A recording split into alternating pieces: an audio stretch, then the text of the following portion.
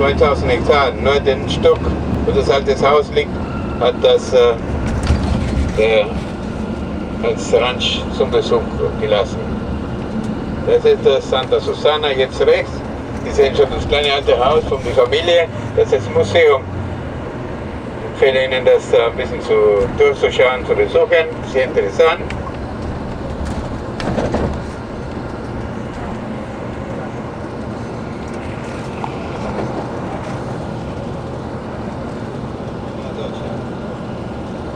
So, und das ist schon die Santa Susana.